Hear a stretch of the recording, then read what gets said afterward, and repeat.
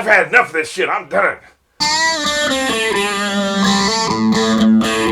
I was originally going to do this as an intro to one of my Berserk videos, but then I realized that it also affects Neon Genesis. And plus, it's probably going to be too long for an intro. So let's start with an offshoot conversation about Neon Genesis. I've been commissioned to do it. I'm going to do the whole series. It's available on Netflix, but apparently the subtitles apparently the English version is crap. The translation for the English version, which is all that Netflix provides, that's crap. But then there's no other version of available that has the original Japanese language with subtitles, right? I've looked at HBO Max, Hulu. I've looked at Crunchyroll and High Dive. Those are the places that I have subscriptions to. I can't really do another subscription right now, although I would for this, because this is, like I said, I've been commissioned. I could rent it, and I looked into renting on YouTube. I was like, well, sometimes a series is like $15 or something like that. It might be worth doing the whole series for $15, considering I got paid a lot of money to do the whole series, right? I looked it up. They're talking about $40 per season, and there's apparently 2 seasons. Like 2 13-episode seasons. These motherfuckers trying to charge $80 fucking dollars. Fuck that, man. So that's the only way I can get the Japanese language version. So my first question is there someplace, and I don't do pirated videos, I don't BitTorrent or download shit like from irreputable sources and stuff. So I don't do that. But is there a streaming service that offers, that you know of, maybe a minor, small anime streaming service, that offers Neon Genesis in Japanese language with, English subtitles? Let me know about that, because that would be super helpful. Okay, so that aside, that's actually a translation issue. But what I want to talk about specifically, people were complaining in the comments about Berserk with the version that I'm using, which is free on YouTube. It's if you don't know, Berserk is an old series. I think it's got 30 episodes or something like that. It's not it didn't run for very long. And came out in 1997. There have been other versions, apparently. But and it's not available on any streaming service anywhere, so somebody put all the episodes up on YouTube. So that's what I've been using. I have no idea where to get an alternate version of these either. But it was just interesting, because every now and then, I've done a lot of anime now, people start bitching about the translation.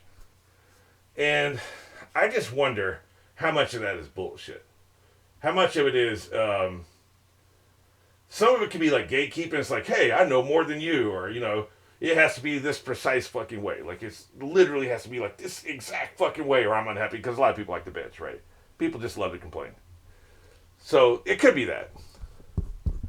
But I think a bigger issue is if you've heard something a certain way, it's kind of like a song. You have the original version of the song, then you have the concert version. A lot of people hate the concert version because maybe he gasps. Or a backup singer says, hey, between these 2 lines in the original song, you've been hearing it that way for 10 years. You go to a concert and somebody doesn't say, hey, between those 2 lines. It's off-putting. It is to me, it is to a lot of people. Wait, I've been hearing that song that certain fucking way for all this time, and now it's, in the live version, it just isn't the same. And it can throw you off. Sometimes, like Dire Straits, for instance, the concert versions are better. I enjoy both equally. I listen to both equally. Sometimes acoustic versions are better, or at least as good. But sometimes it's jarring. If you only heard it one way for a really long time, and then you hear another version of the song, and they do it slightly different, very off-putting. I think that's a lot of what this is. I think that in a lot of cases, translation is not fundamentally different. It's just you're used to hearing it a certain way. You're used to a certain word choice. So you think it's so crucial, it's so critical that that word choice remains intact. So if there's another translation that's slightly different, it just feels off-putting to you. So here's an example. I've come up with 4 famous movie quotes from, famous movies. People, you've all heard all these quotes. Frankly, my dear, I don't give a damn. I'm going to make him an offer he can't refuse. I won't do the accents anymore. Sorry. Go ahead. Make my day. And I'm mad as hell and I'm not going to take it anymore. We've all heard these, right? At worst, you probably have heard 3 of the 4. So, here are some alternate translations that don't really fundamentally change any of these quotes. But I think because we've heard them a certain way for so long, frankly, my dear, I don't give a... We've heard that so many times for so long, something that doesn't fundamentally change the translation, doesn't fundamentally change the meaning of the phrase being said, will feel wrong because we're not used to it being said that way. For instance, I don't care what happens to you. That's literally the exact same meaning. Because she's like, what about me? What's going to happen to me? If you're going to leave, what's going to happen to me? He says, frankly, my dear, I don't give a damn. You know, I don't care what happens to you. That's the same thing. Now, there's more to this. Like, they got fined like $500 for saying the word damn. Like, oh my God, we can't say damn in movies. So, the word choice there was kind of important. But put that aside for a second. If you hadn't grown up with frankly, my dear, I don't give a damn, and he instead had said, you know, I don't care what happens to you, I think that would have been as impactful of a quote. Because the thing was, nobody was expecting him to just walk out on her in the movie to end like that. Nobody was expecting. So whatever he says to convey that message is going to have just as much impact.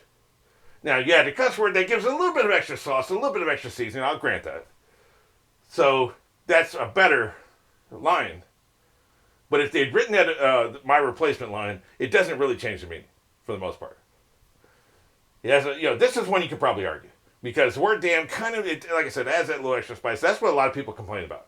It's not that we don't get the same meaning. It's just there's just a little bit of extra spice with the correct translation. I'm on board with that. I get that. Okay, the second one. He knows better than to turn us down. Same message. You're conveying the exact same thing. This is iconic because we've heard it for so long. And yeah, it's phrased a little bit better. And it's kind of cute. I'm going to make him an offer because, your offer suggests that he can turn it down. And you're saying he can't. So it's kind of cute wordplay. Which is probably one of the reasons it's so kind of iconic because it doesn't have the same emotional impact as the first line we talked about. That comes in the climax of the movie. It's shocking. The audience is shocked. He's just walking out. And he's not coming back. So, this comes early in the movie. We're just establishing character. That's all this line does. So, it's some cute wordplay. And I think that's why it's famous. So, yes, my version is shitty, but it conveys the same information. Third one. Go ahead. Make me shoot you. I'd love to. Same information. You're conveying the same point. The first one it's shorter, which always makes it more pithy. And it references something about, and I don't remember exactly how the scene transpires now. It's been years, probably decades since I've seen this movie. But it was, no, I don't think it is a callback, actually. I think he's just saying it would make my day to kill you. That would make my day. They may have had some reference to it early in the movie, and this is a callback. If so, that fundamentally makes this a better line. I don't think so. From my memory, I don't think he says anything about making my day before that. So, it's the same message. You're conveying the same thing. It's just shorter, so it's a little bit more pithy. And they put it in the trailer. That's what made it so famous. I don't think the other two lines were in the trailer. And finally, I've had enough of this shit. I'm done. Now, I would offer, for this fourth line, the only reason it's so iconic was the performance, the delivery, the way the line is delivered made it an iconic line. I don't think it was the writing. It's a pretty standard line.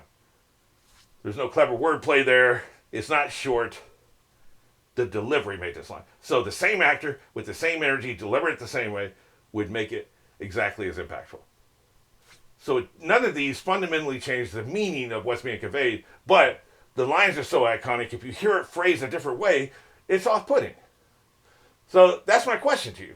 Examine this. Examine yourself when you're going to complain about translation issues. Are they fundamentally changing the intention and meaning of the words being spoken? Or are you just attached to the original phraseology because that's what you've heard so often? Like, maybe you heard it in Japanese for the first 10 times you watched it. Now all of a sudden, you're bilingual, so you know Japanese and English, for instance. Now all of a sudden, you're hearing it in English, and it's phrased differently because it's a translation. So is that it? Is that why it feels so off-putting to you? I'm just curious. Let me know what you think. We're just trying to start a discussion here. I'm not trying to be an asshole. I'm not trying to lay down an edict. This is how I see shit. Because, frankly, my dear, I haven't heard it in the original language, whatever it is. Usually Japanese, but I think there's some German, too, in some of these. So I can't speak to that. I don't know. But every time somebody complains so stridently about translation issues.